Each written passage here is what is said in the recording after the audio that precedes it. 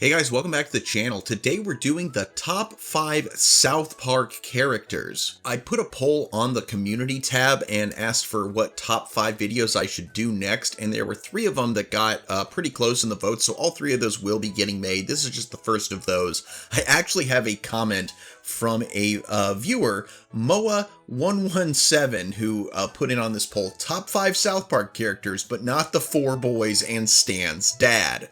Well, I can't guarantee that none of those characters will be showing up on this list. I can guarantee you that that is not the entirety of this list. South Park, of course, being a adult cartoon show starring 4 main characters, young 4th grade boys, Stan, Kyle, Kenny, and Eric, all living in South Park, Colorado. The show is known for its crass humor and foul language, and today I'm going to tell you my choice for the top 5 characters of the entire series. Now before we get started, just let me remind you that as we work to our goal this year of 1,000 subscribers and getting this channel monetized, you still can help the channel not just by viewing, but also by liking, commenting, subscribing if you haven't already, as well as potentially joining the Patreon or becoming a channel member, and checking the links in the description to my custom miniatures. Also guys, before we get into the top 5, we're going to do an honorable mention.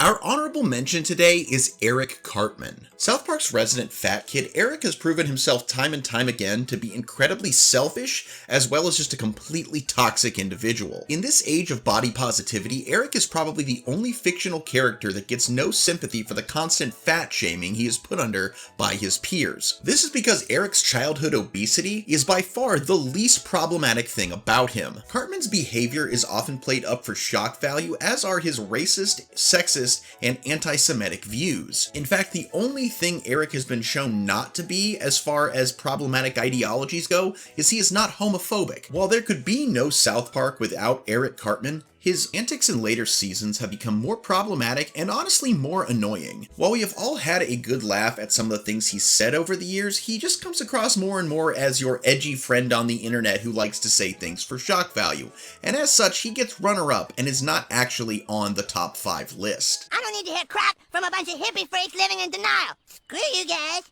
I'm going home. Starting off the bottom of the list at number 5, we have Randy Marsh. Now hold on, okay, it's not, like I said, it's not going to be Randy and the 4 boys, but I feel like there's no way to make a list of top 5 South Park characters without Randy himself being on it. No other adult character in this series has been given as much screen time as Randy Marsh. And because of that, we have so many enjoyable moments from this character and his adventures through the world of adulthood in a show that's mostly focused on the adventures of 4th grade boys. Now, that being said, Randy is not really in fact any more mature than the 4th graders in the series. He's kind of just a big kid. As someone who never really grew up, he is prone to throwing tantrums at all times, much in the way that an elementary school kid would. Stan, you're a lousy kid! I wish Jaden Smith was my son! He's also obsessed with being cool and trying to be into and understand the things that the kids are doing these days. Give me the sword. You? I have a Warcraft character. I'm a noob, but I can log on and get the sword to Stan online. We can't trust the sword of 1,000 truths to a noob! Sounds to me like we don't have a choice. But unfortunately, he often fails at this. Yes, I'm getting it now. You are? No. That being said, it is so fun to watch this man's misadventures, and that's why he gets the number 5 spot. At number 4, we have Craig Tucker. Craig is a member of the main boys' 4th grade class in South Park. One of his big traits is he is known to flip people off constantly. Sometimes acting as an ally to the main boys, other times acting as an antagonist, or in some cases a victim of their antics, Craig is one of the more centered and based characters of the series.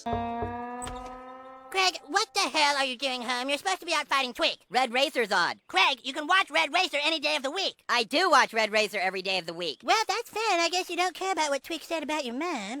Nope. He's one of the few characters willing to call the boys out on their crap. You guys never hang out with me. You never invite me to do stuff. But now you want me to be in a band with you because my grandma gave me $100. Craig, don't be an asshole. I'll go get the money. And one of the few people that can see just how ridiculous things in South Park tend to get. All right, let's go. No. What do you mean, no? I'm not following you guys anymore. Dude, we have to go check this out. Why? Because that's just the way it is. Every time bad things happen, you guys end up putting yourselves deeper into the middle of it because that's just the way it is. Hey, we aren't the ones on an ancient temple prophecy wall, butt wipe. I don't care. I've decided that I'm done. I am choosing not to be a part of this anymore. How do you do that? It's easy. Watch. Also, sometimes the way he delivers just one single line is just perfect. What's High School Musical want it? Dude, it's only the most popular thing with kids in our age group. Yeah, where the hell have you guys been? Peru? At number 3, we have Clyde Donovan. Now, Clyde is also a member of the boys' 4th grade class, but unlike, say, Craig or even Randy, who are both would be considered secondary characters, Clyde is more of a tertiary character who's just has a few lines here and there, but they are absolute gold. People aren't creeped out by gingers. I am. Clyde can say more in a single sentence than most can do in an entire monologue. You, sir, mocked Cartman before, yet you two sit here demanding answers. Now, damn you, let him speak! Thank you, Clyde. Clyde is usually used to set up a joke or a situation rather than actually being the focus of it. Hey, what's going on? Tweak and Craig are gonna fight. Really? Cool. It's funny, because Tweak and Craig both went home about 15 minutes ago. What? Still, there have been points where Clyde is given more of a personality at times. Hey, Kyle. Look, man, it doesn't matter what people think, okay? You know, Abraham Lincoln was super ugly too, but look what he accomplished. Chin up, cowboy. And we even got to see an episode where Clyde became the de facto fat kid in Eric Cartman's absence. Dude, I guess we just gotta try it without him. All right, where's Clyde? Right here. Get on the sled, you fat piece of shit. For the last time, I'm not fat, so stop calling me fat, goddammit! On the sled, fat ass. Which showed us just how toxic being called the fat kid can be to a person's psyche. It's Cartman! Hooray! That's right, I'm back! Oh, thank you. Thank you for coming back. Thank you so much. Thank you. What the hell's wrong with Clyde? Clyde Donovan is the perfect use of a tertiary character to set up some pure comedy gold moments, and that's why he gets the number 3 spot. And the number 2 spot, we have Kenny McCormick. I mean, you knew one of the 4 main boys had to be on this list somewhere, and it's Kenny in the number 2 spot. Everybody's favorite death-prone, orange-parked mumbler, Kenny McCormick, is the best out of the 4 main characters of South Park. Out of the 4 main boys, Kenny is the one that has been shown time and time again that despite being the de facto poor kid, he is the most generous, the most kind, and the most caring.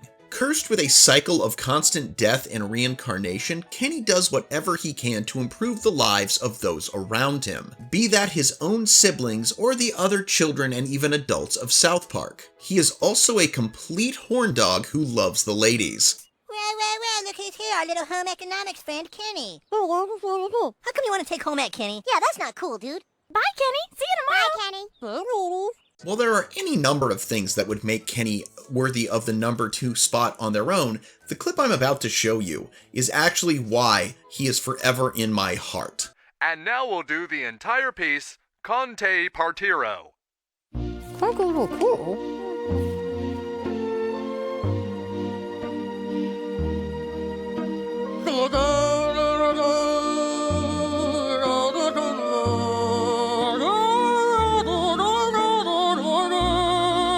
Before that scene, I always thought of opera music as stuffy and no fun at all, and after listening to that, I actually got into opera, and that inspired my own sister to actually become a professional opera singer, all because of Kenny McCormick attempting to sing in his own mumbled way, Cante Partiro, and that gets Kenny the number 2 spot.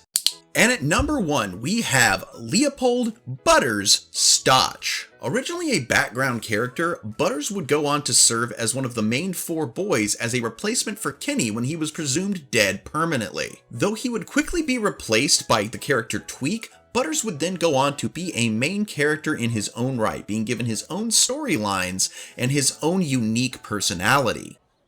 Wow, dude, your dad's a perv and your mom tried to kill you. Yeah. Boy, you fellas sure are gonna rip on me in school now. We sure are. Oh well, when I have a Chipotle blue cheese bacon burger at Bennigan's, I'll forget all about my dad being queer and my mom trying to kill me.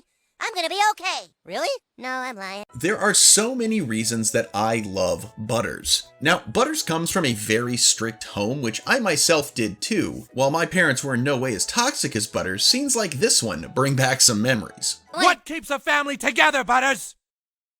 A well-organized pantry. That's right! If you keep putting food back under the wrong letter, it all goes wrong! Butters' parents seem to have no faith in their son. Girlfriend? You have a girlfriend, Butters? Yeah. And she's a girl, right? Yep. Well, all right. Good for you, Butters. Oh, that is so cute. When do we get to meet her? Well, I was hoping to go see her right now. You can come along. But don't embarrass me or nothing. I'm sure she'll be real nervous to impress you. You see? I told you he wouldn't turn out gay. All right, you win. They also seem to have this abnormal love of grounding him. Mom, Dad! I'm not the ugliest kid in the class. Cal Broflovsky is. Well, good for you, Butters. Way to go, champ. Whoopee! Well, guess we don't have to ground him. That being said, Butters, while naive, is one of the more optimistic characters in the cynical world of South Park. My favorite episode of South Park is called Butters Bottom Bitch, where Butters starts a company where girls sell kisses to boys on the playground, and this eventually leads him to become a full-on pimp. Now see, you think you a pimp, but you can't be pimping, know what I'm saying? You want to be a pimp, then you gotta learn the game. See, it's all about knowing the game. What's the game? The game is how you treat the bitches, know what I'm saying? Bitch gotta know when she out there, she making your motherfucking money, know what I'm saying? You got your main bitch, know what I'm saying? That be your bottom bitch. That bitch rank higher than all the other bitches, but she's still a bitch, know what I'm saying?